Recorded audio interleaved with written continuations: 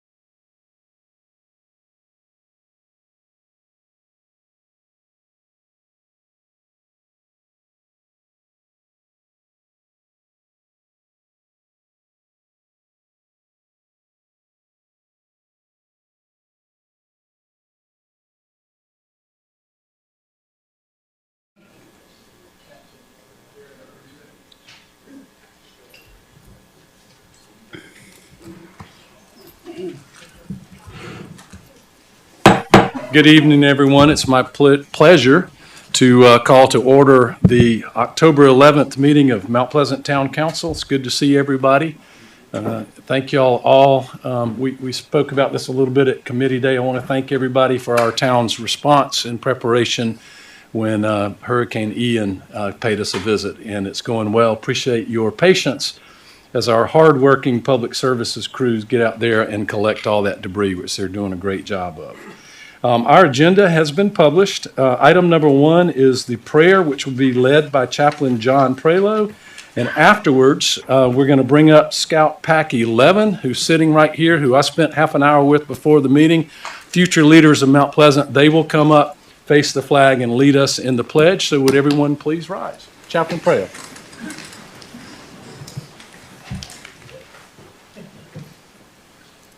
Can I use the podium? Please do. We'll pause for a brief seconds to let our soul commune with God.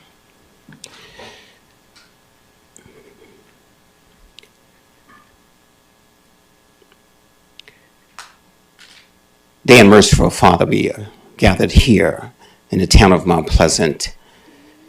In this assembly, the mayor, the staff, the leaders of this community, we ask God that you communicate to us the things that you desire of this city. We ask, Lord, that you bring stability. And Lord, we ask that you distinguish right from wrong, that this group may make the right decision, not of their own, but that benefits the people of this community, those who will visit, those who are here, those who have a desire to remain.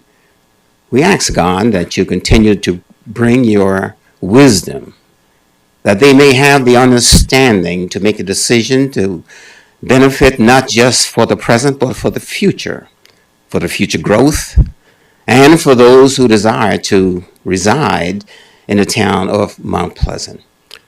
We ask, Lord, for the blessing of those who are traveling here far and near.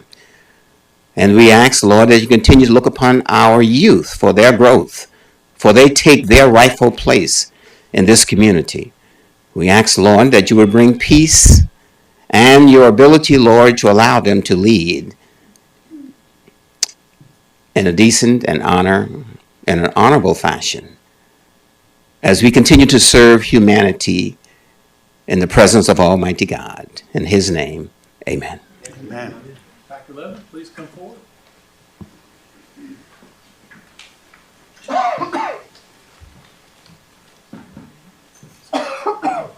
And our flag, as you probably noticed, is right there.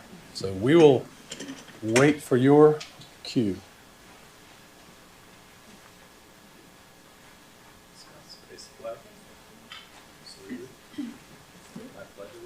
To the flag of the United States of America and to the republic for which it stands, one nation, under God, indivisible, with liberty and justice for all. Thank you. How about a hand for these nice young men?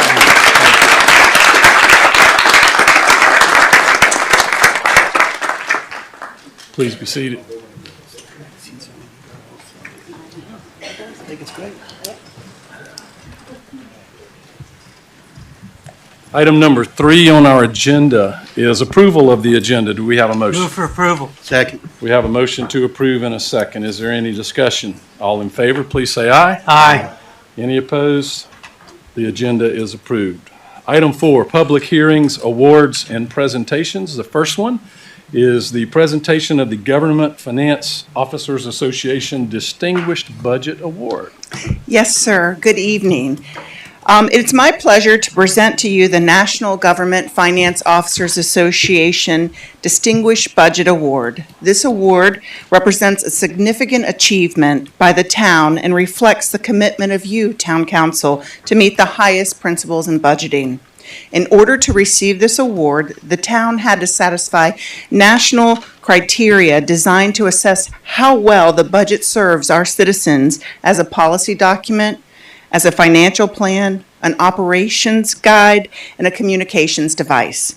This is the 11th year in which the town has achieved this award. New this year, Town Council's capital program received outstanding ratings from all 3 national reviewers and has received a special recognition. Currently, no other municipality in South Carolina has this recognition. So thank you for your continued guidance and support and your, to make this goal attainable. Thank you and your staff.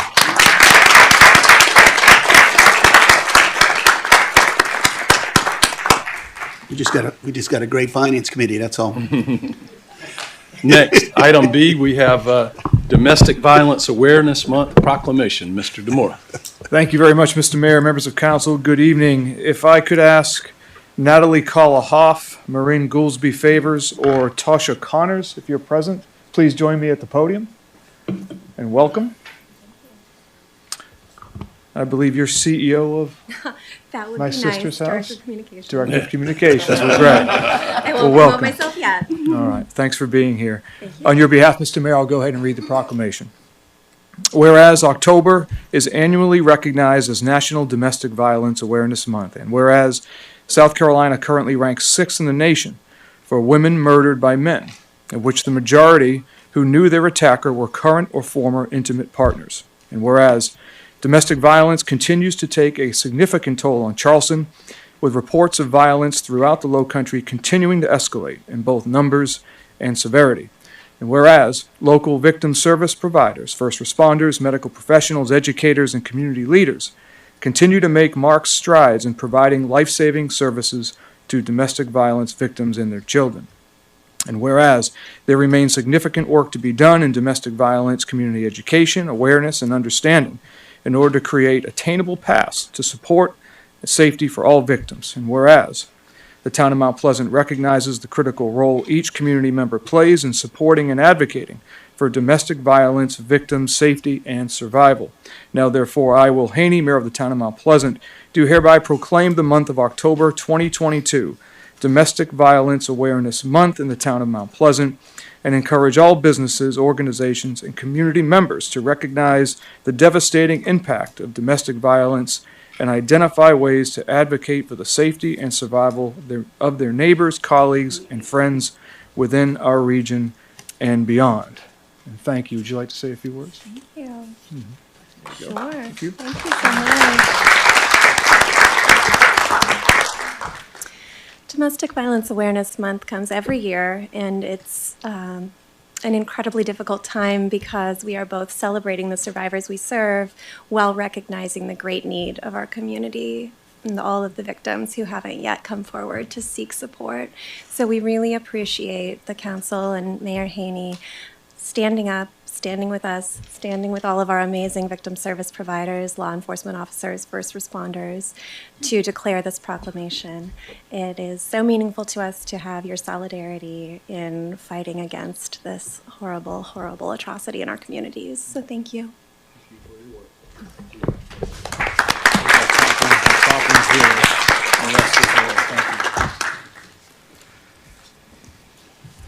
Item C is support your local Chamber of Commerce proclamation. Okay, and joining us tonight, Michael Cochran, President of the Mount Pleasant Chamber, and Rebecca Imholz, the Director, if you'll join me at the podium.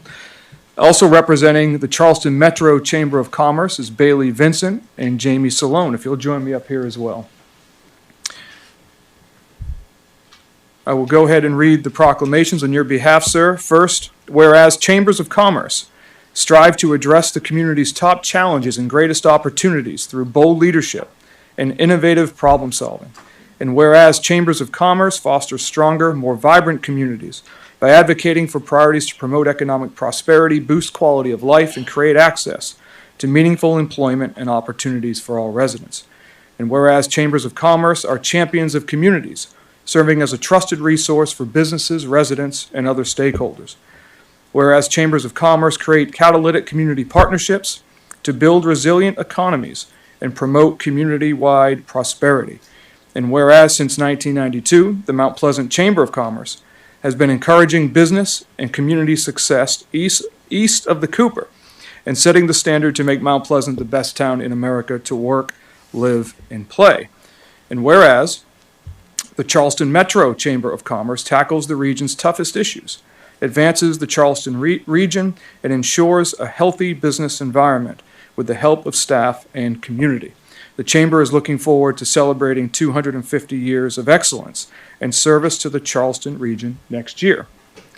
Now, therefore, I, Will Haney, Mayor of the Town of Mount Pleasant, do hereby proclaim October 19, 2022 as Support Your Local Chamber of Commerce Day and encourage the Town of Mount Pleasant, South Carolina residents to learn more about the Chamber, its impact, and support of local businesses. Thank you very much. Would you like to speak, say a few words, or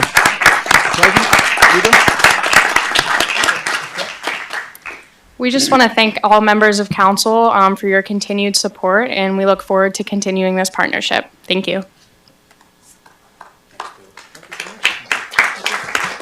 Mr. Mayor, members of council, I just want to say thank you for this. Thank you for the support. Thank you for the continued partnership that we have, and we look forward to many more years of partnership with you guys. Thank you so much.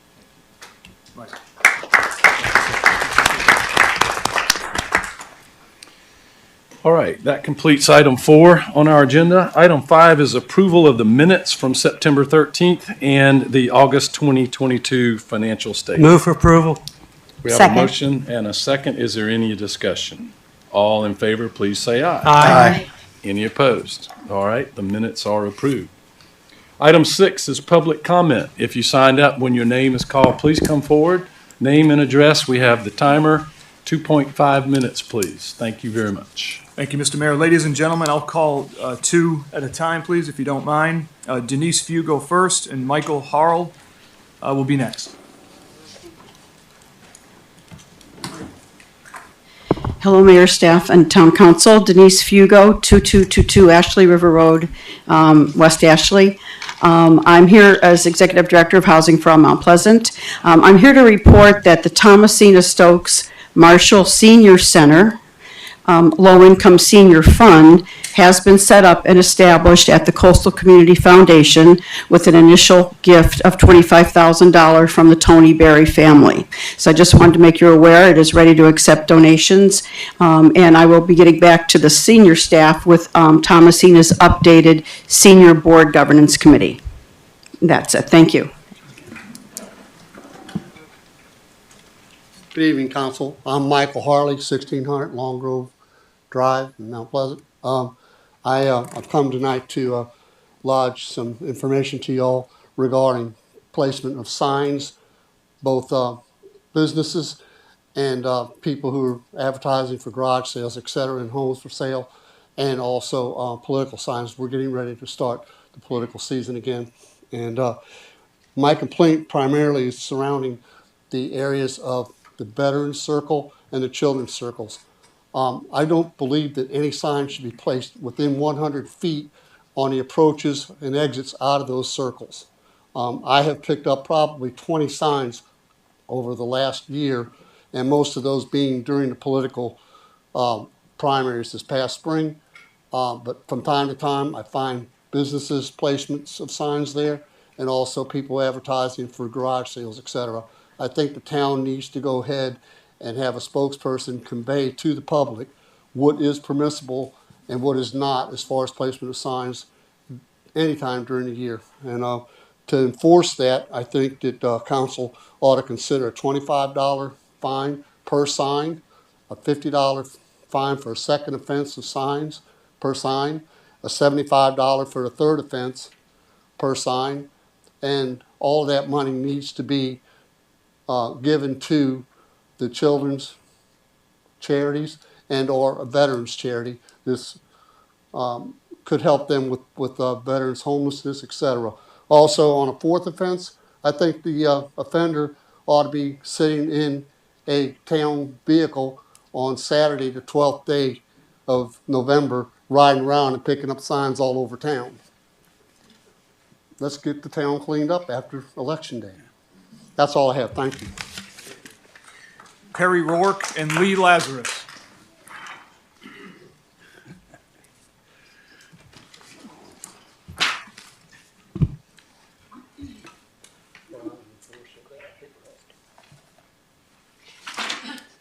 Good evening. Perry Rourke, 2004 Brick Hill Parkway. First off, I wanted to thank council members G.M. Whitley and John Acafano for the great op-ed in the Post and Courier recently in regards to the recreation referendum. What I would like to ask from the rest of the members of council tonight is we really need your support in getting out and getting the word out about the referendum. Unfortunately, there's a lot of misinformation being spread on social media in regards to the referendum. And we need to really get, particularly members of council that supported putting this referendum up for a vote, we really need you to get out there and educate people. That's the other big thing we're finding is a lot of people don't know about the referendum, but once we speak to those people, they are all for the referendum. It's pretty hard, even there being a tax increase, most everybody I talk to is all for it, for what it's going to bring to this town. Some good information for members of council, if you'd like to look it up, Vote for Parks Mount Pleasant is the Facebook page. And you can also visit voteparks.org. A lot of great information there, and we're providing factual information to the residents. So what we're just asking is you get the word out, educate the residents, let them know what's in this referendum, and let's just get the voters informed so they can make a good decision at the time of on voting day on November 8th. Misinformation is a big problem. We need you to get out there and get in front of this as much as you possibly can, and let the voters be informed and make a good decision on November 8th. Thank you.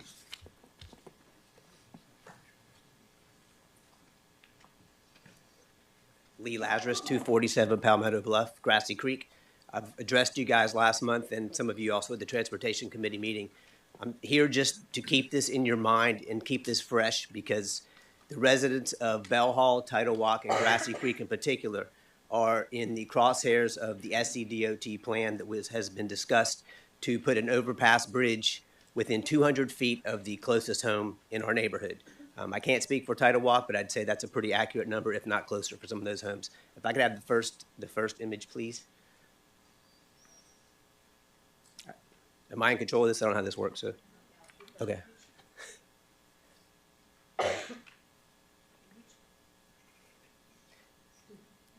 What you're going to be seeing whenever that comes up is the SCDOT provided image. Are you guys doing this, or am I just trying to figure out? Okay. I just don't want to lose my time.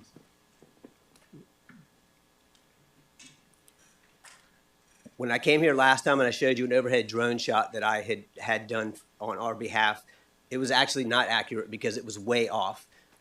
This is what the SCDOT currently provides. The purple is the current road path, or that's going to be the new proposed path.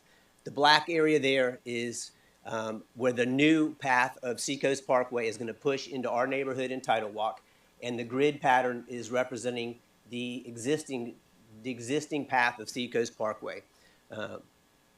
If you go to the next image, please, and I encourage you all to look at this. This note basically tells you what it is that they're going to push Seacoast Parkway over, take part of our entrance, take homes in the next neighborhood. Essentially, if you've been down Seacoast Parkway right now, the path shown in their images that are difficult to interpret basically put the path of a concrete overpass bridge right dead in the middle of Seacoast Parkway as it stands right now.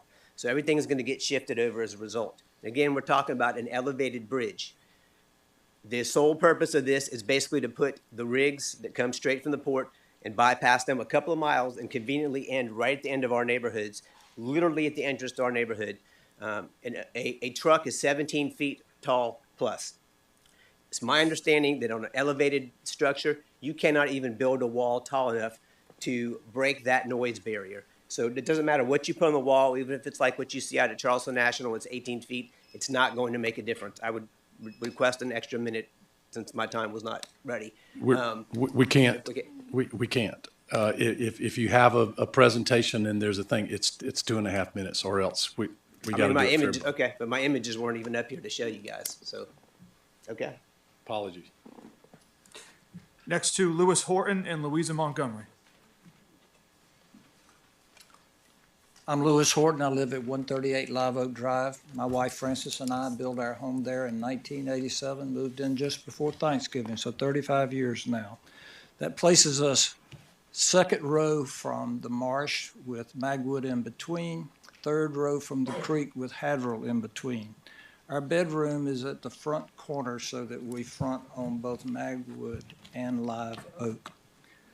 Exterior walls are 6 inches thick and we have insulated glass, yet sound is a problem, music on the weekends. As Brian Hicks tongue-in-cheek said, Shrimp Creek used to be a shrimping creek with a drinking problem. Now it's a drinking problem with a shrimping problem. But I'll give you a couple of examples. About 6 weeks ago, we got into bed one weekend night. And the noise was so loud, and we sleep actually with a little white noise machine, that I got up and dressed to go out to see from whence it emanated so I could report it to the police. I walked down Church Street thinking it would be Saltwater Cowboys or Reds, but when I got to the vets, I realized it was coming from the shelter.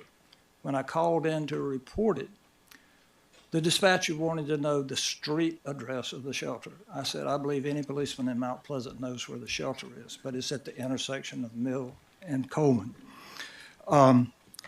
We also, in our backyard, have recently put up an outdoor TV, and only 2 times we've watched it at night on the weekend have been Clemson football games. With the sound turned up to the max, we have a hard time sitting 15 feet away hearing the TV because of the music coming through.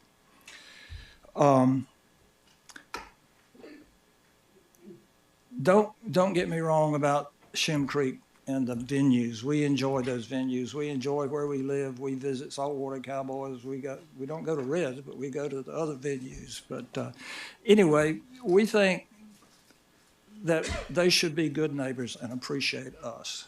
We were there really first, and they've come along. I think we could live with the trial decibels, but certainly no greater. And I'm understanding that there are those on council who are fed up with addressing this issue and want to be over with it. I would urge you to go slow. Also understand there are council members who want no decibels, and there are council members who want 65 decibels. To the latter two, or the council members in that group, I wish you were my neighbors so you could share the pain. I have to call everybody's time the same. It's an ordinance now, 2.5 minutes. I'm sorry. The thing can be summarized in the golden rule: do unto others as you would have them do unto you. Hi, everybody. I have a, don't know who I am yet. No, but you gotta put it in. You gotta put it in. Louis, each one of you in the eyeball. You look at me. Look at me. Will, look at me. Put yourself in our shoes. I love that, senior citizens, Jim. But your house is the most expensive thing you will ever own.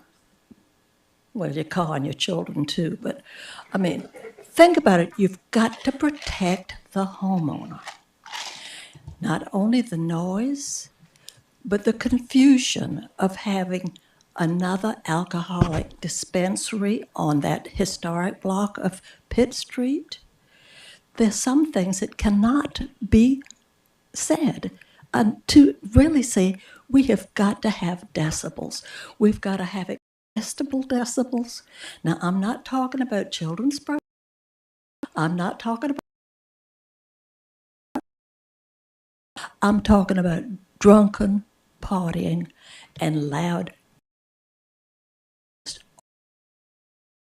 people. Your sanctuary. Now, I know not everybody's in favor of our lower decibels. We hear, we know, gossip gets around, village grapevine is still growing. Think about it. And protect our homes. And when the time, we'll protect you for your service. Jamie Bradham and Eddie Pagan.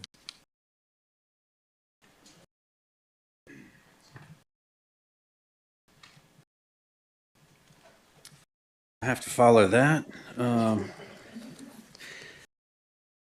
Mr. Mayor, are wholly different and unrelated and totally different. Proposed no ordinance. So just so you know that that is the range that I think that is it defined where these readings are being taken? Important, right? Inside the establishment? Are they being taken at the property line? Are they being taken from the street? This makes a difference. Are they being taken from the gentleman's house? And if the are, I think over 80, I think is atrocious. Well, not really atrocious, but I feel it. It bothers me. So I just wanted to keep that in mind that I think, and just wanted to throw out, not sure if you defined exactly where those readings are, because I think industry, which is struggling, it's been struggling since the pandemic. So I have a lot of friends that rely on income. Wanted to share my Catherine Poston and Peter Loris.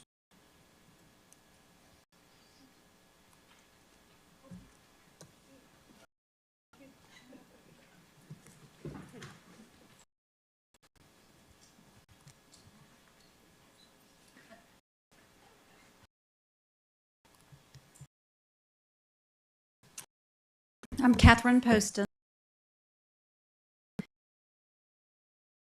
Link to an Instagram account where I uploaded some videos, and I just want to talk a little bit about where they came from. I've been in an accident, housebound for a while, but I finally went out and walked around the neighborhood. I took those and I talked to neighbors. And what I found out was that there's a lot of confusion and a lot of anger about the issue, and not knowing how to report it and being frustrated that when they do report it, nothing happens. And one question I kept being asked is, you know, when I record it on my iPhone, it doesn't play back like I hear it. So that's how come this? That clip that I sent in.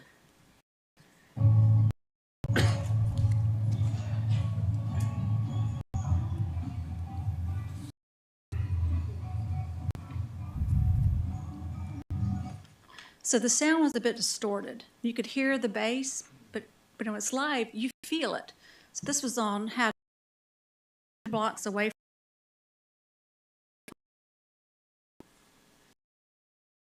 from. I don't, this was around 60 according to my meter, or it got up to about 60. I don't hear it at 60, I hear it about 55. You can see that on, but at 55, it's. Thank y'all for all the great job you're doing for this community, especially seeing all the other communities across this country, what they're going through. I just thank God I'm here in this great town. But I'm going to be short and sweet. These are all my neighbors. I live right back behind the boy Reds. But the only thing I can tell you, it's loud. And I tell you, Saturday, y'all that come to my house around 9:30, 10 o'clock, 134 Live Oak Drive. Y'all could come.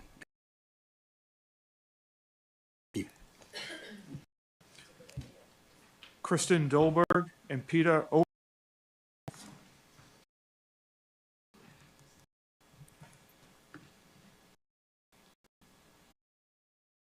One in Mount Pleasant. And I just want to start off saying I enjoy the restaurants, the businesses on Shem Creek. I like life. How I really do.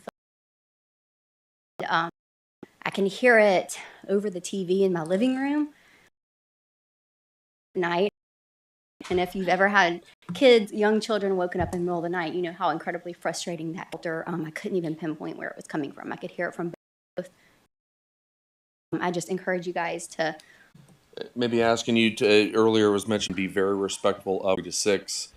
We try and provide that type of hood and the decibel level. We keep it between 58 and 62 normally, and that's in our facility at the edge of our yard. So I would just ask that if there's some way to modify that or to consider either whether it be times or to come to an agreement on that. I don't think it should be. I enjoy live music. I enjoy live music. I enjoy live music. I enjoy live music. I enjoy live music. I enjoy live music. I think our people do it too. And I would ask that you consider that maybe there's a middle ground there. How you doing? I'm Rob Corbett, 1209 Meadow Park Lane. I had a written statement, but I'm throwing it out because I thought of something new about Shem Creek.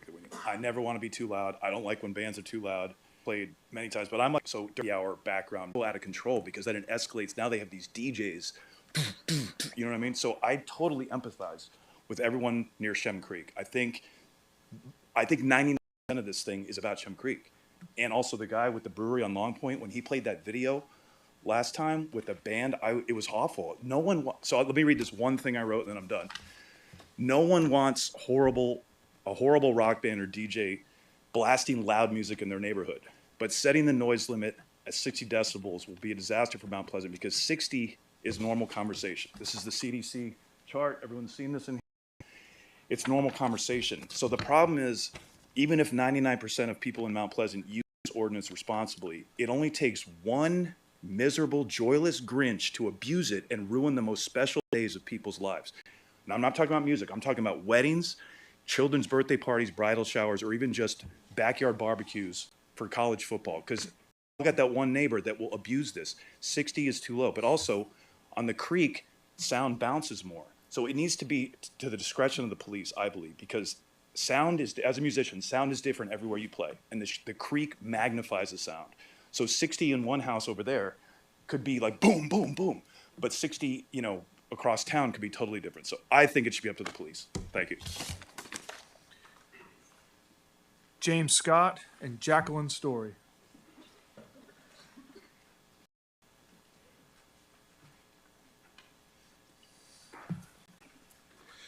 Mayor, members of council, James, hard work on this. I want to speak about the noise ordinance. I live at 415 Church Street, so I live right in the heart of the old village. I certainly sympathize with my neighbors on Shem Creek. There are times I can actually hear it as it kind of moves up the creek toward my house. My wife and I also own a bakery in the downtown area at 123 Pitt Street. And so I also approach this as a business owner there. And I think that one of the things that strikes me is that in a lot of ways, this is kind of a solution in search of a problem. You do have a handful of areas in the town that have had these problems, but quite frankly, you have a lot of areas that don't. And that is where I do think the value of having it be subjective is beneficial.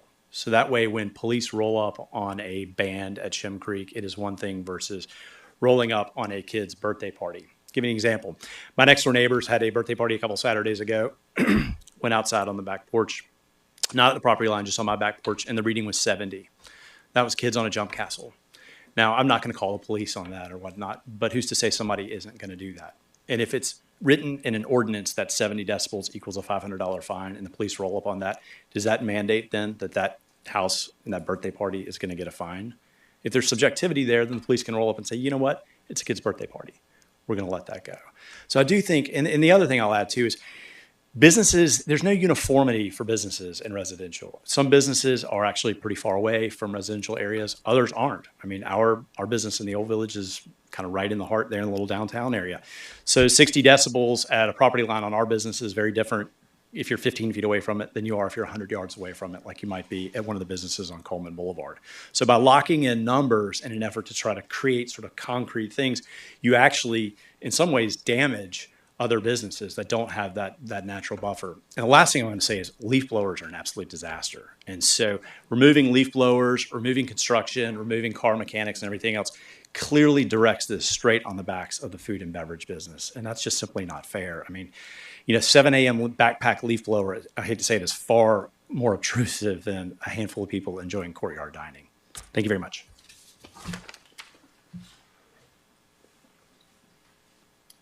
Hey, Jacqueline Story, 2020 Proximity Drive. I own Gala Cafe and Bakery over on Pitt Street. And I just want to speak out on the noise ordinance because I just want to make sure that patrons are able to come and enjoy outdoor dining. I'm not talking about anything intrusive. I absolutely agree. I empathize for people if they've got this, music that's just invading their homes. But I hope that council can come up with a reasonable thing that works for everyone and still supports the businesses and musicians that depend on it so much. Thank you. Carmen Scott and Josh Schapp.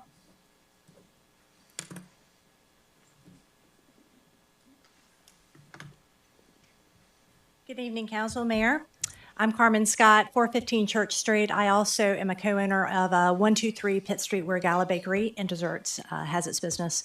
As you all know, the town's pilot program for the noise ordinance was designed to see if the current ordinance, the ordinance that's in place as we sit here today, needs amending. And if so, what decibel level it needs to be at. And so what the town did was very smart. They did a 90-day pilot program, as you all know. And what was found during that 90-day pilot program? Here are the numbers.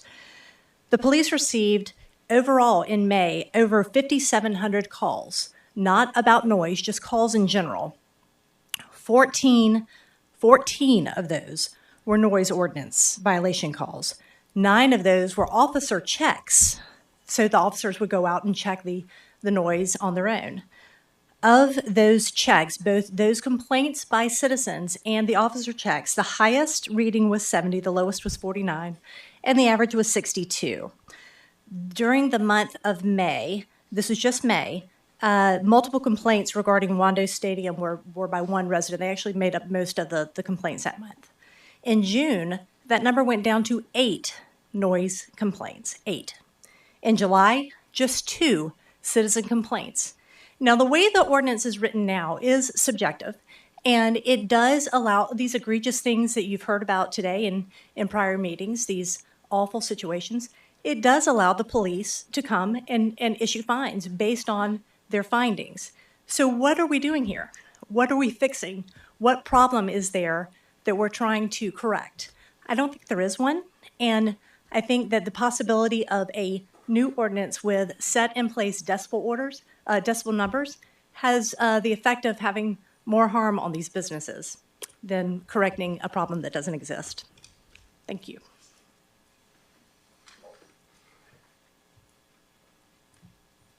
Hello, Josh Schapp, 413 Coleman Boulevard. Just came to oppose the noise ordinance at 60 decibels. Thank you. Charlie Chance and Bill Deach.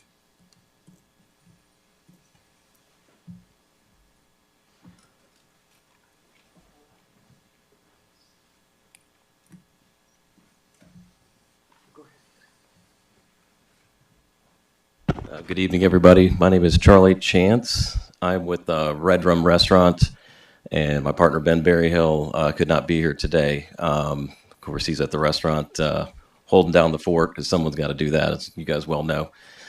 I am here today actually also to oppose the current proposal for the noise ordinance.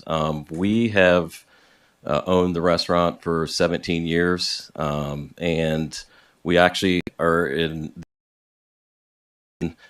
we are also our own restaurant owner, but also our own neighbors. We actually live back on Powhatan. I live in Old Village Landing, and so I really do empathize with guys are saying. We actually have to just with people that live right on the edge of the Old Village, and since we live back, we also have to. So when we go, there are complaints about possibly parking related issues. We all know that's a big one. General, that we have to live and exist with our neighbors. I feel like last 17 years, and we've had live as well at the restaurant, and things were a little loud for our neighbors, and we don't want them to be uncomfortable. The police would come by. They would ask us to lower the music, windows, and we would comply. So it as though 60 decibel ordinance proposed does seem to be quite low, considering the fact that people just dine. Quite frankly, in our case, people probably don't hear people dining on the patio because there's probably more noise coming off Coleman Boulevard, quite frankly, with Carolina squats and their so that being said, my bigger concern too is that I feel like it's here just to represent my restaurant as a restaurant owner. I'm here to represent all business.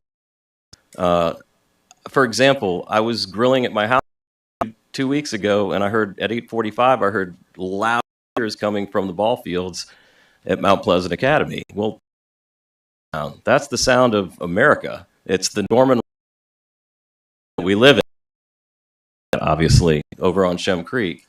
And another point is that we have a charity event that we do every October for $410, and we raise $100,000 for our charity event called Operation goes into to the tribe.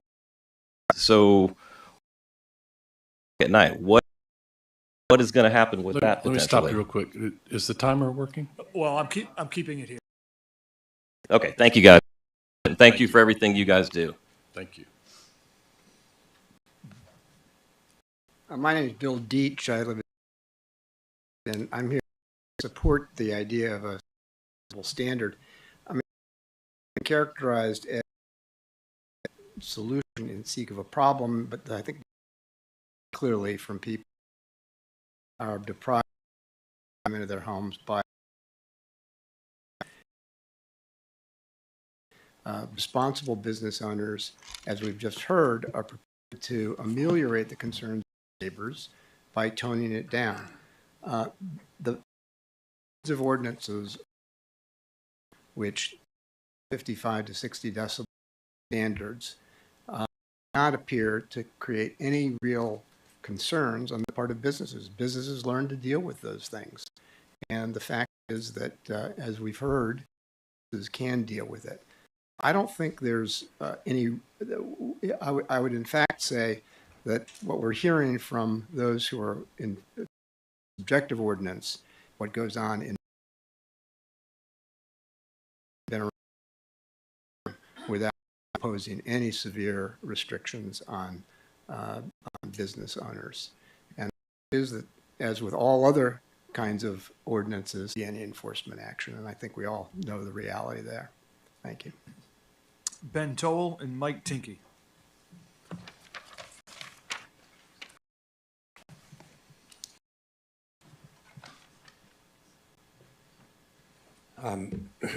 Ben 228 Forest Trail, the owner of the Post House, and thank you for your time on this and to oppose the proposed ordinance. I just want to speak a little bit about the owner. I think This has been an incredibly divisive issue. And I think what it's done, if you look what Charlie was saying, I know on behalf of Post House, it's actually created some noise issues in the pandemic. Came forth and said, guys, things are too loud. We understand you've been through the pandemic. We understand you've got a lot of outdoor dining, and we need you to rein this in. And we said, great, let's get together. Let's have a discussion. Let's see how we can fix this. We did. We sat around the table with the chief to Post House to discuss soundproofing on the back fence. And so I think the noise ordinance that is in place encourages people to get together, solve the problem. I also feel for the folks who are dealing with the noise that they are, and they can call the police, and they should call the police, and they should log that, and the businesses should be fined if they are violating the existing ordinance. And I think there is something in place. The proposed ordinance as it's written at 60 decibels will create issues between businesses time and time again, because there will be one neighbor or two neighbors come out on a night with their decibel reader. As soon as you go above 62, they're going to call the police. We have dealt with a pandemic, we have dealt with inflation, we have dealt with a staffing crisis. I've also spent hours and hours and legal fees coming here over the last 3 to 6 months, and we're here tonight. I've got half my team here tonight. We've got better things to be doing. I feel the existing ordinance allows people to get together and deal with the problem in their neighborhood, in their district. And I think the proposed ordinance will just create tension amongst neighbors. And that's for anyone. Thank you. Drafted tonight, few people will be happy, and you will leave the community deeply divided. The slides I have up front certainly defend the 55 or 60 ordinance amount. You see it's more, we're average with 55 or 60. If you go to the next page, you can see that cities like Pinehurst, Myrtle Beach, believe it or not, Denver, Colorado, and all of Australia are at 55. And we also know that increasing logarithmically to 65 would be very difficult. That said, there are proponents for higher decimal levels or the existing ordinance, and therefore, and they're deeply dissatisfied if we go, and we'd be deeply dissatisfied at 65, they'd be deeply dissatisfied at 60. Therefore, please vote down the proposed ordinance or defer the proposed ordinance. It may be simpler just to vote it down and then work together, because I concur with Carmen and I confer with Ben on this. We can work through those ordinances together. The Mount Pleasant Police Department can sit down and do a weekly testing in multiple properties of adjacent venues, and we can work with Chief Arnold, Office of Livability, and other parties to improve it. Also, we can look at the hours of operation, plainly audible language, and many other things. But the overall goal is good neighbors, and we will not have good neighbors if something's passed tonight. I can tell you that, and unfortunately. So I think we can be good neighbors when we work together, because we've done it with the Post House, and that's worked very well. So I encourage you to defer or to vote down the proposed ordinance, because the proposed ordinance will not achieve good neighborliness, and there's too many issues to solve tonight when they can be addressed if we work together and take a little more time. Thank you. Chris Coleman. The base is something that he can feel inside his house. So we are working diligent with him. He has my cell phone number. He texts me when we break those limits. And even though we are acceptable within the town ordinance, obviously he cannot enjoy his home. So we have done some things to make that more enjoyable for him to be at home where we can't. I heard some things coming from Old Village that disturbed me only because I wasn't as aware of them, because I had in the front of the restaurant that pointed towards Village. And obviously 9 p.m. is too late for some. And I would encourage anyone to come talk to us about things that we can do, like moving to an acoustic with no speakers or things like that, because we are more than happy to work with anybody. And we would like the opportunity to go ahead and fix this problem by figuring different things out that we can do. We've already hired a sound expert. We've actually asked the gentleman across the creek to coordinate with him so he could do a test to make sure that these decibel levels fall within the town limits, and more importantly, the bass doesn't intrude on his personal life. So I think by working together, we can. If I was a little bit more aware of some of these complaints that were the other direction, I was more focused on the other one, to the DJs. But I would love to, and I think I have enough business cards to pass out to everyone, that I would absolutely talk to them and try to find that middle ground, because that's what we want to do. We want to be good neighbors. As much as we like the tourist business visits, everyone here is 365 a year. They're part of our business as well, and we want to be good neighbors. So anything I can do to facilitate that, I will. So thank you. Next, please.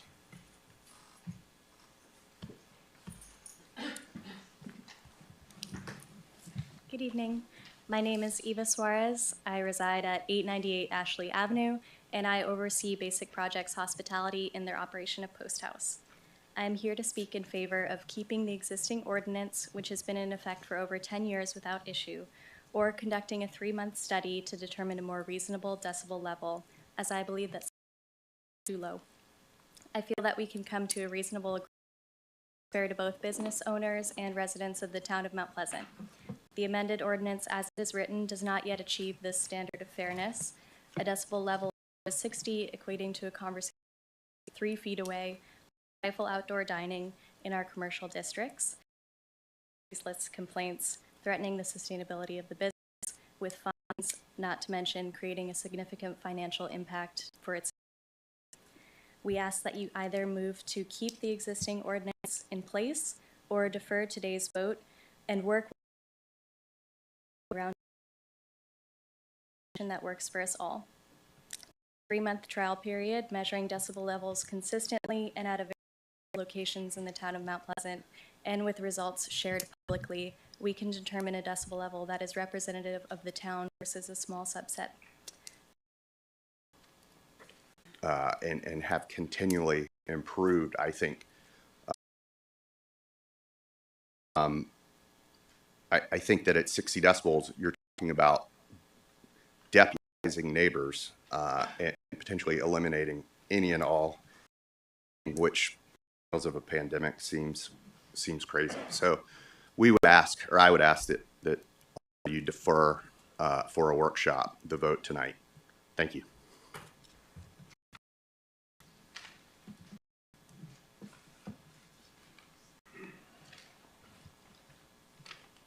Hi, everyone. My name is Amy.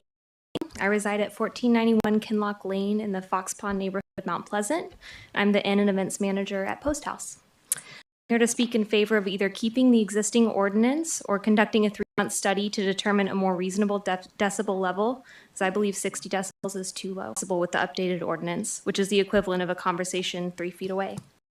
We're always mindful of the impact both in the planning and execution of special occasions. However, of near silence in a commercial district is not something appealing to incorporate our neighborhood into their lives by hosting their wedding at Post House. It would be a true loss to suspend hosting these celebratory occasions after 30 plus years and go-to in the community. We ask that you defer today's vote and that we work as a community to find a solution that ensures a comfortable while also allowing businesses to continue to be a part of the makeup of Old Village.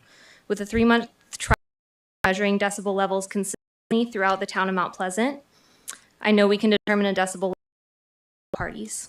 Thank you for consideration, and here's to keeping Post House an active member of the Mount Pleasant community. Next, please.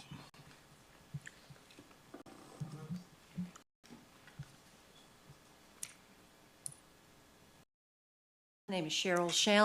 I reside at 241 Middle Street, Mount Pleasant. I'm here in my individual capacity, and many of you have a distinct displeasure probably of hearing me once or twice before speaking on behalf of my client. I can tell you that Mr. Towell and Mr. Graves speak, and they represent to you that they spend time and money because I represent that. They have worked very hard.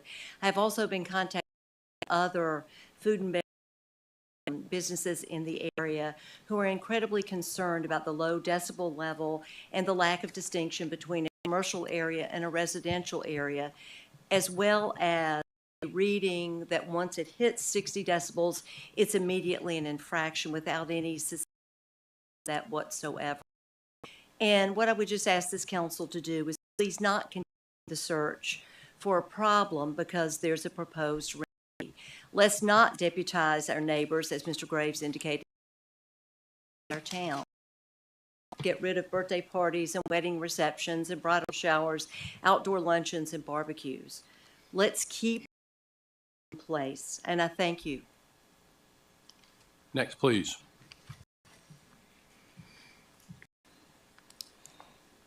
Good evening. I'm Charlie Carmody. I live at 107 New Street in the old village of Mount Pleasant, and I love it there. I think that 60 decibels is too low.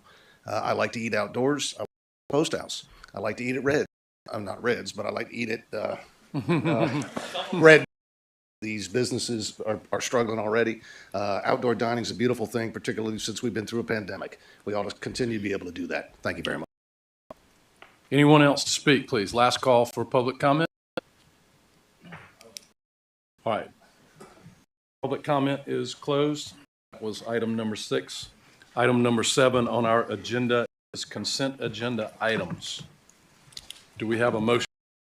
Consent agenda items A, B, and C. So moved. We have a motion to approve. Do we have a second? Second. Any discussion? Mayor, I just have a question. Yes. Jill, hello. Yes, ma'am. Item A, those parcels are coming in as R1. On, let's see, the Rifle Range, Willow Pond. No, those will come as community conservation, which the future land use designates those for the settlement community. Okay. And so the zoning is that automatic zoning they will get. And I heard from a couple of residents over the last few days, they were concerned about that pond. That pond, are there any plans to move that pond? But as of now, this is a annexation and we don't have any development proposal. Perfect, thank you. Mayor, I have a question. Sure. The intersection of Willow Pond and Rifle Range, what is the distance between those two intersections? Oh, goodness. I'm not sure. I'm sorry, but Hamlin. it's, Yeah, Hamlin. yeah, from here. Yeah. I'm not sure, Mr. Chapman, because it's not something we looked at. Obviously, if there was a proposed access there, we would look at that. The arms manual, SCDOT, but tell you what the. If we have any way to shift that somehow, because it's very close. It's very close to Hamlin.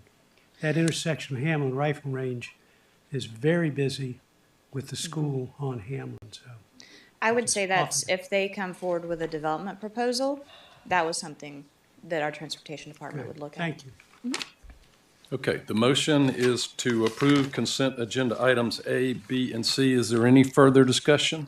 All in favor of the motion to approve, please say aye. Aye. Any opposed? Motion passes unanimously. Final reading, consent agenda items A, B, and C. We are now in section 7, which is planning. A, new business number 1, which is another annexation. Yes, sir. This is, Second. We have a motion to approve. Again, this is only an annexation. We have a motion and a second to approve. Any discussion? All in favor of the motion to approve, please say aye. Aye. Any opposed? Motion passes unanimously. First reading, ordinance number 22054. Item 2, please.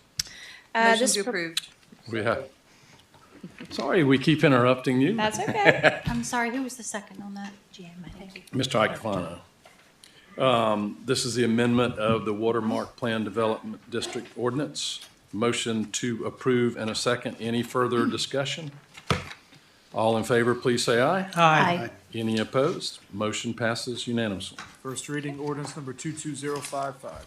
Let me remind everyone, these are all first readings, and they have to come up for second reading. Item number 3, please. This is a text amendment that came out of the planning committee. Motion to approve. Second. We have a motion and a second. Please tell us exactly what it is for the. It is to, our existing ordinance there's a provision for the Workforce Housing Exemption Grant Program. The current term of affordability, so it would be protected to be affordable for 10 years. We've been pretty fortunate that our last development at Gregory Ferry. See their friends signing up for the rec, our awesome rec department, basketball, baseball, and things of that sort, and their family may not be able to, they could afford this rate, but they can't afford the higher rate. So I appreciate that you all brought this up, and hopefully it'll go through. So thank you. Great. Yes, sir, Mr. Rambo. So one follow-up question, is this, is this income-based at all? Or even very wealthy people who just refuse to annex into the town? Resident rate for the fee, what they're not paying for is all the costs that have come out of folks' taxes to actually build the facilities. And I have no problem with our low-income youth having access to it, but I kind of have a problem with folks who just don't want to annex into the town, and they're perfectly capable of doing so. So I don't know. It is not included at this time. Okay. All right. Yes, sir. Chief. Everybody turn theirs Here we off go. if Now, they're not speaking. Mr. DeMore, this is actually a question you researched, clarification. We're talking about those who live in the county east of the Cooper with a Mount Pleasant address. We're not talking all of Charleston County.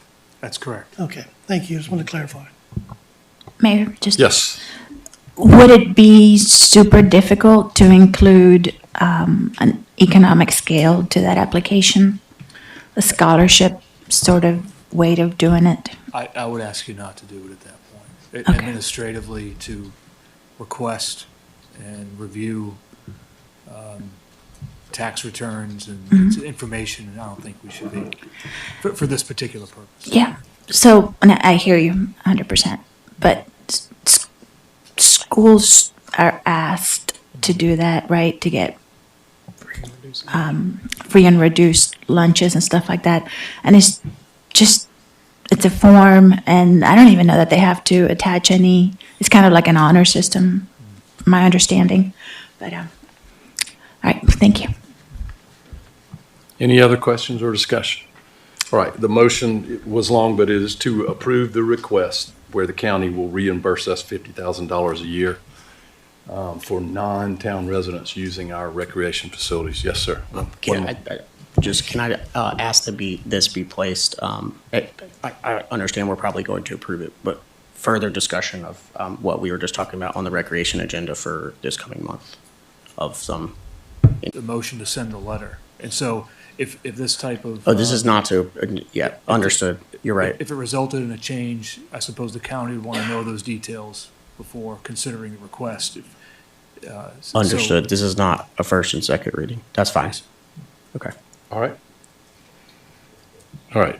All in favor of the motion, please signify by saying aye. Aye. Aye. Any opposed? All right, motion passes.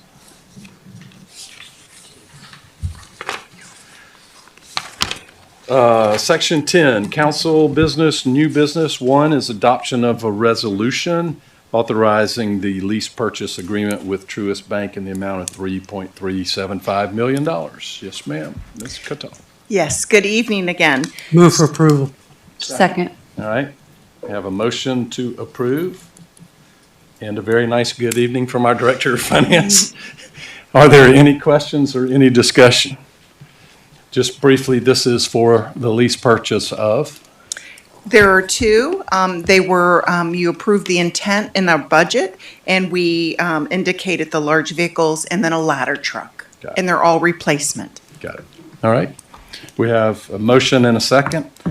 All in favor, please signify by saying aye. Aye. Any opposed? Motion is approved unanimously. It's Resolution 22101. Thank you. Number 2. Move to approve. Motion to Second. approve. And a second. This is, has to do with releasing land on the land side of Harry Holman Boulevard near our waterfront park. Yes, correct. Any discussion? All in favor, please signify by saying aye. Aye. Any opposed? Motion is approved. You want to read? I'm sorry, sir. Item- It's Resolution 22102. Thank you very much. Number 3. Move is, to defer. Ooh. Move to defer. Number 3, We're on the language clarification. This is the I language. thought we were on, number 3. oh, I thought we were We're on on number noise. 3. My bad. I withdraw my motion. to defer Thank the you. language I move to clarification. approve. Item Thank number you. 3. Second. To approve. That's okay. Doesn't matter. To approve, all this does is to, and this is first reading, the language that we have about public speaking time, it makes it fluid throughout all so that all public bodies, if I'm correct, Mr. Attorney, that all boards, commissions, we're all doing the same thing. Correct, and it solidifies the appeal process for the provision that was passed by council that indicates priority, potential priority for agenda items and speakers. Got it. All right. Yes, sir. This is going from 3 to 2 minutes and 30 seconds. No, sir, that's been done, but this is right. It solidifies for all boards and commissions in the town, as well as council, as well as I said, solidifies the appeal process for the ability to prioritize agenda speaking items over non-agenda items. All right. We have a motion and a second. Any further discussion? Just real quick, I'm sorry. So it takes not only the agenda and non-agenda, it takes the 2.5 minutes all the way to all commissions and committees. Well, sir, correct? I believe that's what the intent was. Okay. And just so council understands, there are 2 separate ordinances that deal with council and with the rest. Okay. Unfortunately, what was brought before council was solely the council version. And so this is as much a corrective measure as anything else to make sure that that's included. Thank you. Any other discussion? All right. All in favor of the motion to approve, please say aye. Aye. Any opposed? No. All right. By a vote of 7-2, the ordinance passes first reading. First reading, ordinance number 22057. Section B, old business, final reading. Move to defer. Motion to defer. Is there a second, please? Second. We have a motion and a second. Is there any discussion? Yes, sir. I enjoyed hearing everyone's comments on both sides of this issue tonight. And what I feel like I heard from both sides is that people would really like the opportunity for there to be some sort of roundtable discussion as opposed to just continued meetings where people come and speak. We can't speak back. And then it's hard to get everybody to understand each other's differences. So this is not part of the motion. Obviously, it's just being deferred back to committee again. But I definitely would love to see committee discuss some idea to where there can be some sort of workshop or roundtable discussion on the issue where we can invite neighbors in. Yes, sir. Ms. Santos. Yeah, yeah, Mayor, this all started some time ago when we had an issue about the noise ordinance, and I went over to Saltwater Cowboys and talked to Wade Bowles about it, and he had some great ideas. He's the one that came up with a decibel meter that we had when we came over to the town and met with town staff about it, and he's been working diligently to try and make sure that he doesn't offend his neighbors and all, like a lot of you heard some of the other people say as well. I'm all for let's looking at it closer before we do anything.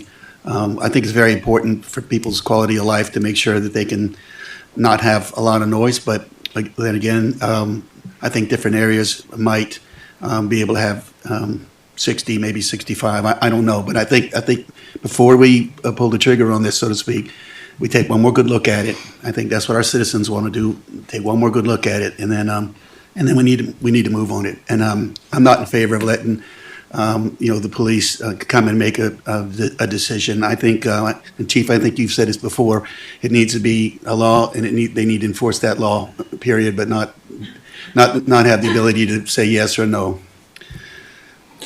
May I ask for clarification as the chair of the Police Judicial and Legal Committee? The motion didn't say that next month it has to be on the agenda. What we're asking for is to let the community do some work. We know where the touch points and the pressure point is on this. And can we agree before we vote that the committee will bring it up when the town has had the opportunity to work together that they've asked for, rather than us just rushing to get this on the Monday before a general election next month? Is that? Yes, sir. Is that the intention? Okay. I think I'm sorry. I was just gonna say, I think you need to put a time limit on it, though. I mean, I wouldn't say 3 months or whatever. We've been studying this thing to death, and so I think maybe a month or so where we can look at it. But I think we need to pull, we need to do something. That some citizens, they want relief from this, and I know the restaurants and all as well. They want relief as well, but I think we've studied it a lot, and I don't think we need to just let it go on. We need to put a time limit so they can know what we're going to do. Councilman Ritchie. Am I being recognized? Yes, sir. You have the floor. I appreciate it. This has been going on a while. I mean, we started off with our 90-day pilot program, where we got input from our residents, our citizens. We heard from them. Now, if we're going on a year, I'm very pro-business. I'm very pro-neighborhood. It's obvious. I'm one of those neighborhoods that lives near the airport. I love hearing the airplanes. I love hearing Wando High School. Hearing the band, hearing the loudspeakers. So I understand and appreciate all the comments that have been coming through. But also, as far as your former chief, law enforcement, and supporting our chief and our police department, the previous ordinance, it was way too objective for the police department, that they didn't have boundaries. It was kind of, they go there, they've had complaints, let's listen, we'll make a decision.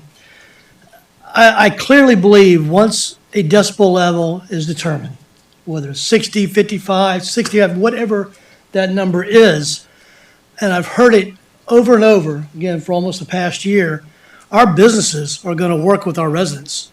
They're going to adapt, in my opinion, to what we as a council finally vote on, for an ordinance. I hear it repeatedly. Will we have violators? Of course. I think that's where this decibel level, whatever that may be, is going to help us. And yes, our police department, I've heard it many times, and I know Chief Arnold, he and I have talked about it, and they will have discretion. No one's going to go after a child's birthday party. That's just simply not going to happen outside our police department. We're not going after a wedding reception on a Hambra Hall out there in a beautiful field. It's not happening. This is for those businesses that are or your neighbor that is so loud with the garage band or wherever it is, that is taking away your right to enjoy your home. Okay. Having said that, how do we come up with this task force? Are we as town government going to facilitate that, or are they going to pick their own, form their own task force? And I've heard it over and over tonight as before. This has become very divisive. I think even neighbors they may agree on some points and they're not agreeing on other points. So it's even people who are close are even divided. So are we going to get to this consensus with this group? And I guess I'm trying to understand, how are we going to come to that? And Mr. Pagliarini, maybe that's something, sir, I should ask you. Maybe that's a parliamentarian type situation, and I'd love to hear from you. Before I yield, I'd like to. Please, Mr. Pagliarini. Thank you, Mayor, Council. I think going back to committee, and I believe the motion was to defer, and at least with the charge that committee decide an appropriate forum. I think there are a number of ways. First, the committee could set up basically a roundtable. All of this, of course, would be a public meeting. It would be noticed, and you'd have sort of a general public. The more complicated way of doing it is an ad hoc committee, which we've done in the past, and of course that would require appointments and all those. That, to Councilman Santos' point, that would probably take a while. So I do believe there is an informal way of doing it at a public meeting as more of a Q&A, rather than, as the mayor said, people speaking and not being. And that would be something at which there's no votes, but we're hearing information and we're hearing solutions. Yes, sir. You still have the floor. I think that's on the floor. Yes. And Mr. Pagliarini, I asked you as we just passed ordinance a little while ago on the time limits for our speaking, that's going to apply to that type of meeting as well. So it'd be same as our 2.5 minutes now that we've heard from these great people who've done their homework. They've looked into it. So we're going to hear Yes, the sir. same thing on the same time limit? Well, the provision always is that that committee has the opportunity to vote, and as a mechanism. So you may not want any one person to have more time than that, but it does set up a Q&A to where the committee can respond.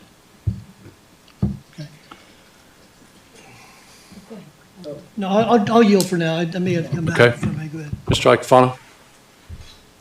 Holy cow. I've got like 100 hours into this. I've been all up and down Shem Creek. I've met plenty of neighbors on this, and, you know, my decibel level is probably pretty high for those that, because I don't want people getting tickets that don't deserve tickets. I mean, bass is really a big thing, right? I've seen sound levels from 58 to 62, and I've seen 55, and it's louder than 65 because of the bass. The big thing is all I ask for, if this is going to be deferred, can we do a special council meeting? Can we all just show up for 3 hours, walk outside, have some speakers set up, and let's just do this together? I mean, I just ask y'all, let the committee put our heads together and figure out how to do this, and let's not try to broker meetings tonight. Let's either defer or don't. That's what I'm asking. Okay, We've had an hour and a half of public comment tonight, so the motion is to defer. Yes. So, as Mr. Councilman Ritchie has acknowledged, we've been working on this for a year. We've already done a 90-day pilot program. And based on the comments that I've seen from the public, there is not going to be a meeting of the minds. I don't see an ad hoc committee or a roundtable discussion resulting in any sort of compromise that is going to be satisfactory to either side of this. I think as the council, we need to pick a decibel level, set it, pass the ordinance, give our police officers a guideline. As Councilman Ritchie said, they still have discretion. You know, if a kid's birthday party is spiking at 68 decibels periodically, they're not going to give them a ticket. And I think an ordinary conversation on a patio is not going to generate a ticket, but 10 hours straight of live music peaking at 65 decibels is going to generate, if they don't turn it down, that's going to generate a fine. So there's still discretion involved. I don't see what deferring this is going to gain us as a council as far as information that will help us come to a decision. I think this is just, to borrow a phrase of another council member, kicking the can down the road. Okay, let me, and as chair of the committee, please indulge me for a second. It's not just the decibel level. We have a lot more work to do on the times. We have a lot more work to do on Section C, the maximum. We need to improve and distinguish human activity from amplified. Section D, excessive noise is prohibited outright. And so how does the decibel level occur to that, apply to that? Number F, Section F, proximity. How do we specify that? I is duration. How do we specify that? Section E, amplified sound prohibited, but at what level? And I, we have exceptions. One is if the sound remains in a building, but we've got to decide, okay, what if you're the tenant next door? I've been in one that had a workout studio next door, and when they cranked up the music for the jazzercise, and that's probably a 1980s term that dates me, but you know what I'm talking about, whatever it is now, where you crank up the music and sweat. You know, if that tenant can't do their business, and it was an insurance agency, the current wording doesn't specify that. And then D, Section I, exceptions, D mentions sounds and activities normally associated with uses in our special events, parades, public demonstrations for which a temporary permit has been issued pursuant to chapters 94 and all that. I think we need to clarify some of that. So let's not fool ourselves that it's only the decibel level that we've got work to do. And I say that as a member of this body and as chair of that commission. We got work to do. And I would rather give us a little time and get it right than just pick numbers and pick words to put in here. And it's just a deferral tonight. We're not, yes, sir, you have the floor. Thank you, Mr. Mayor. If it does get deferred, would we, a committee, be able to decide whether it's going to be 90 days from that, when we put it together? When are we going to give our citizens an ordinance? I think I'd ask that question, sir, and I don't know if I should be asking you or Mr. Pagliarini. Then my second question, sir, and I'll yield after that, is we do defer, are we staying with the ordinance, the trial ordinance, or are we going back to our old ordinance? Let's do a legal point of order. Yes, sir. On that I was one. curious about that. if we defer, because the proposed ordinance only passed first reading, if we defer, the ordinance that has been in place for years is still the noise ordinance in effect. Correct, sir. The current ordinance is still effective, has always been effective, and will be affected unless it is superseded by a new ordinance. Right. Yeah, Mr. Peggy, I think what I was asking, sir, is, and maybe I misunderstood, is the trial ordinance, the one we were supposed to vote on tonight. Right. If we defer, are we going back to the old one that's been with us for the past 10 years? Or are we staying for this until we can reach the final end? That's what I'm asking. Which one do we tell our police department that that's the one they need to use while we continue to do our work? I want to make sure I give our men and women in blue the right tool out there. Right. The old existing or existing ordinance is what we would have on the books, meaning the proposed new ordinance is not effective in any way at this time, nor would it be during the pendency of any discussion by committee or this council for that So I matter. understand we revert back to the original ordinance, or the one that was currently on the books, if you will. Yes, I'm sorry, I'm a lawyer. I read it. There's no I reverting. appreciate that. It's not reverting. It remains in existence. I'm law enforcement, we Yes, sir. reverted. Thank you, Mr. Pagarini. So we would, Right. I understand now, I think. That one has never been suspended, so that remains. And I'm just asking the other members of the other committees to let PJL work on it to get it right. We have an ordinance in place, but just like we did for short-term rentals tonight, let us get the difficult, I just mentioned 7 other things besides decibels. We've got to get this right.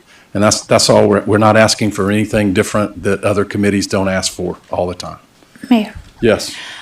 I'm just hearing a lot of residents ask for a little time for them to work together, which, I mean, Mr. Coleman has been here, I think, every committee meeting, every council meeting talking about this. And when he himself has asked for time for us to take a deeper look at this and given him a chance to cooperate and help us come up with an ordinance that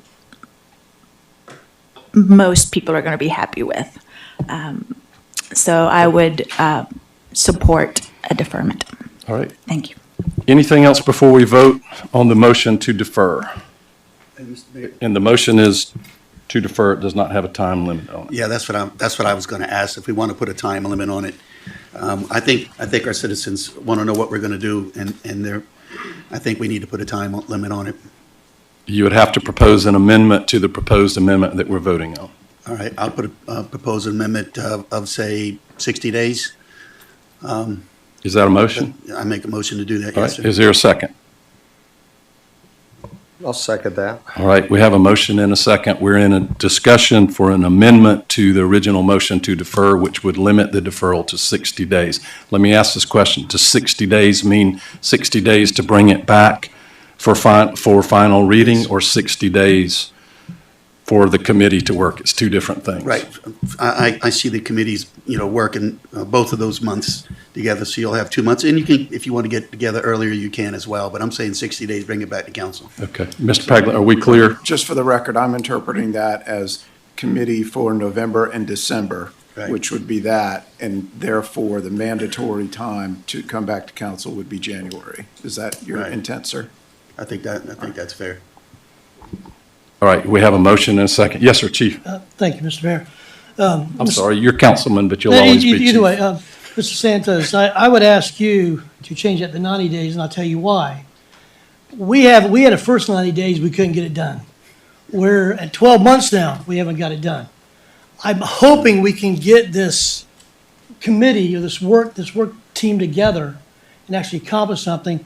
But so I'd like to give it that 90 days that we gave it originally, and then let's have that drop dead date so we can give. And the police a clear definition of what it is. The problem I'm seeing when I'm out there is I'm afraid that I see so many companies working with the residents. There's been so much positive feedback that where I'm really afraid of the noise ordinance at 60 is I'm afraid of neighbors against neighbors more than I'm afraid of businesses, because the businesses want to be good stewards, and most of the businesses that I've seen are working with.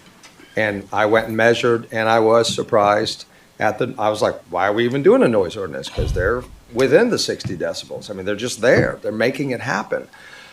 So what I really, really want to make sure when you all look at this is, please look at the neighbor versus neighbor, because that is my real fear. I have speakers and a pool in my backyard. So I appreciate it. Thank you. And I would like to say, I agree. That's why I listed these other things about, the duration of noise and this, and the specificity of the noise and the type of noise and all that. It's not just decibel levels so that we can keep neighbor from being at neighbor. So the proposed amendment is 90 days for the committee to do its work. That would be November, December, January, Come back February. and it would come back February. Okay? All in favor of the amendment, please say aye. Aye. Any opposed? One no. All right. The amendment, it would be 90 days. Now we vote. Is there any discussion on the amendment to defer? All in favor of the amendment to defer, please signify by saying aye. Aye. All opposed? No. Okay, by 8-1 vote, the item is deferred. Thank you all very much. Section C is executive session for legal and contractual discussion of Faison Road requests for proposals and personnel consideration of applications to serve on the Commercial Design Review Board. Is there a motion to go into executive session? So moved. All right, for those purposes, and there is a second. Before we vote, council may take action on any item, including any subsection of any section listed on an executive session agenda or discussed in an executive session during a properly noticed meeting. All in favor of the motion to go into executive session for the reasons stated, please say aye. Aye. Any opposed? We are in executive session. Thank you.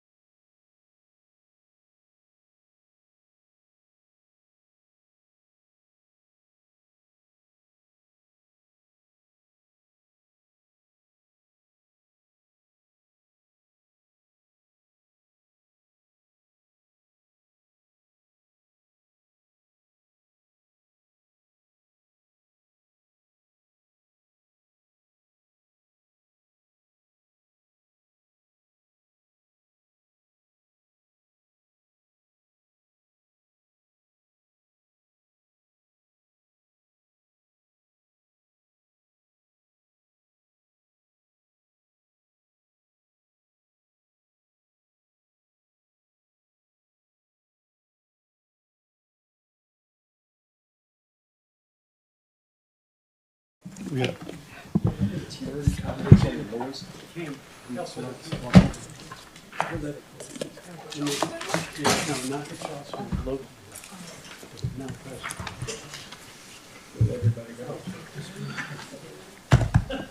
tell you something. We're scary enough already. We have reconvened from executive session. No votes were cast, no action was taken. Is there a motion? I would like to make a motion that we defer item C1, discussion of Phase on Road request for proposal until the December council meeting. Second. We have a motion and a second to defer to the December council meeting. December council meeting. So that would be about 60 days. Okay. Motion second, we are in discussion. I don't know what I can against it. I call Well, for the question, Mayor. Well, I was going to say something then. If someone wants to speak, we cannot entertain a motion to call a question, I just according to Robert's rules. Right. I think we need to also have the Recreation Commission be a part of this as well, and at least be involved and see what we're doing and have their opinion as well. I mean, we appoint a commission and nobody said a word to them. I went and talked to them about it, and they had no idea what we were doing. And I think we need to bring the Recreation Commission in and let's let them also have a word, you know. That's not in the motion, however.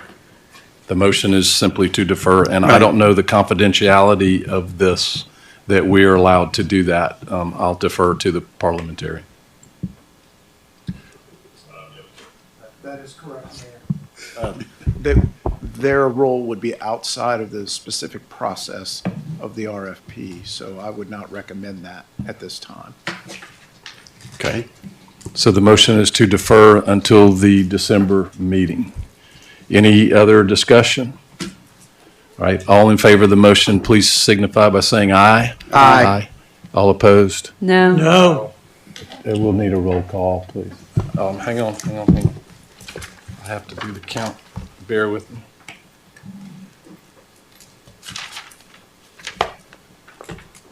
Where did my, here it is. It's in my shirt. If you, I got it. If you would just call the roll. A yes vote is to defer until December. Mr. Chapman? No. Mr. Chapman votes no. Ms. Corley? Yes. Ms. Corley votes yes. Ms. Hyatt? No. Ms. Hyatt votes no. Mr. Icoffano? No. Mr. Icoffano votes no. Mr. Rambo? Yes. Mr. Rambo votes yes. Mr. Ritchie? No. Mr. Ritchie votes no. Mr. Santos? Yes. Mr. Santos votes yes. Ms. Whitley? No. Ms. Whitley votes no. Mayor Haney? Yes, so 5-4, the motion fails to defer. Is there another motion, please? I'll move for the,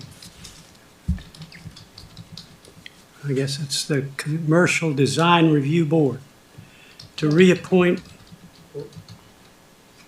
No, he can do it. We need, You can do it. No, we need to. we need to We can do it vote in any the order, right? order. It doesn't matter the Doesn't order, matter Mayor. the order. You can do it in any order. Can do either one. Okay, thank you. Yes, sir. Go ahead. I move for the Commercial Design Review Board to reappoint Abigail Richardson to seat number 2 and to appoint Lee Cave to seat number 4. Is there a second? Second. Any discussion? All in favor, please say aye. Aye. Any opposed? All right, we have the appointees to the DRB. Is there another motion? Yes, I'd like to move for staff to move forward with Phase on Road request for proposal as presented in executive session. We have a motion. Is there a second? Second. Any discussion? I do. Yes. I am going to vote against this. It has nothing to do, I'm not voting against any of the organizations chosen. I feel like this land was purchased with a lot of people under the understanding that it would be for the families of Mount Pleasant, for the kids of Mount Pleasant, for additional recreation opportunities, space, things that families can do. This is not in the spirit of that, and quite frankly, a waste of money, in my opinion. All right. Yes, sir. I'd just say I did what Mr. Rambo said. Right. Any other comments? Yes, ma'am. Ms. Hyatt? Oh, well, Oh, I was going to let Mr. Iacovanno speak, Okay, but I Mr. will. Iacovanno. I will, I'm sorry, I'll go ahead. Go ahead. The original discussion of this property came up in our Economic Development Committee that I was a member of. So the original votes for purchasing this property was for economic development, which to me can include opportunities that benefit the citizens of the town. So that's why I'm for just moving forward with making a decision. Yes. Yes, I was- Mr. Iacofano. I was not on council when this went through, but looking back through everything, I believe it was purchased for economic development. And I believe we have an economic development plan that is in place that specifically states that this area is needed for economic development. Ms. Whitley. Yes, and I would like to clarify for the public that this is, these RFPs are only addressing 5 acres of the 30-some acres of land that was purchased, and the rest of it will be for preservation for passive park use. So I will be supporting this motion that I made. Anyone else want to speak?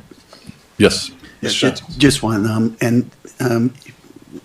originally, this land, when it was first talked about, was about recreation. If you remember correctly, we had some folks came in, Eric, and talked to us about putting a senior center out there or YMCA out there, as well as a restaurant up on top with ball fields around. You remember we were in the room up there. That's before we talked about any other stuff. I think there was one more thing. YMCA, I think, was the other one that came in, that was at the table with us. So I'm just bringing that up because that was actually the first thing that I remember being mentioned about that land before development came up.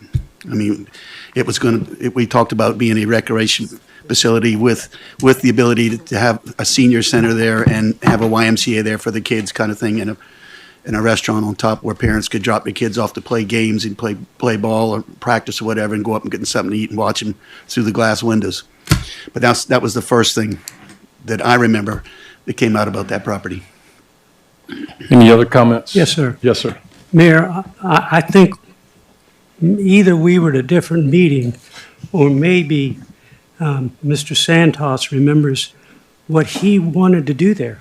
And I don't in any way object to what he's saying, except that we talked to the Aviation Authority about putting ball fields on that site. And they were very specific about the fact that they did not want any lighting there because, Mr. Rambo, I have the floor. Go ahead. Thank you. So the point is, what we're doing is trying to correct something that I voted against to start with, because I didn't think it was the right thing to do to buy this land. But now that we got it, we need to do something to help with economic development in this community. Thank you. Mrs. Corley. I just think we're passing up on an amazing opportunity to protect some green space, especially in that area. I think I haven't been shy to talk about what a disaster that whole road looks like, and where's the water going to go? This is a perfect opportunity for us as a council to say enough and to buy more property and make it green. I'm down for that. So I will be voting no. Yes, sir. I'm sorry, but just one last thing. I wholeheartedly believe in recreation in this town, but the land was purchased for economic development. That's what I read, we promised the citizens of Mount Pleasant, we spent their money on, and then we put in RFP, which I begged to look at different things in council with recreation on that list. On that original list, I begged that we looked at recreation out there. And then we only put an RFP out for attainable housing and for economic development, I believe. We've got to stop trying to fool everybody. We have to stick with the plan, and we have to move forward with those plans for once. That's all, and I promise I'm done. Mr. Rambo? I would just like to clarify that when the final vote was taken, the agenda that night did not state what the purpose of it was for. It's just that we were purchasing the property. So that is, and if you look back over emails that we received from people who were in support of purchasing the property, what we're about to do with it was mentioned in maybe 10% of those emails. Most of those people thought that their kids would benefit, and they're not. All right, the motion is, we know the motion to direct staff to do as discussed. Just for clarification, this is not a vote on what we will do with the property. This is only about receiving the RFPs. This is not a decision to do anything with the property other than to delve further into the RFPs. Correct. Right? All in favor of the motion, please signify by saying aye. Aye. Any opposed? No. No. I meant to say no. 6-3? 6-3. Yes. Yeah, I was a no, sorry. All right.